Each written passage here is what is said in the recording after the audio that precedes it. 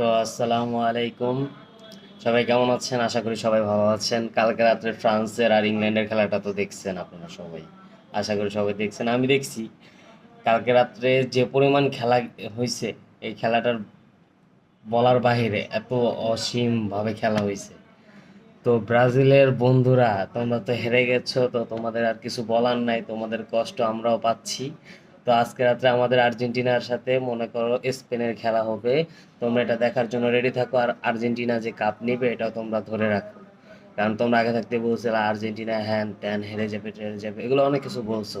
তো ইংল্যান্ড দেখছো না, ফ্রান্সের 6 গোল দিচ্ছে আর ফ্রান্স 4 গোল দিচ্ছে, তাহলে ইংল্যান্ডের হারাই দিয়ে আসছে, তো স্পেন আমাদের কাছে কিছুই না।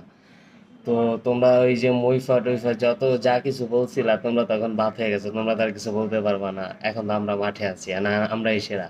তোমাদের মানতে হবে আর্জেন্টিনা ইজ বেস্ট টিম। ওয়ার্ল্ডের ভিতরে, ফিফা ওয়ার্ল্ডের ভিতরে আর্জেন্টিনাই বেস্ট টিম। তো আল্লাহ হাফেজ, আজকে রাত্রে 1টা বাজে তোমাদের সাথে আবার কথা হবে। কাপটা হাতে নিয়ে নিই।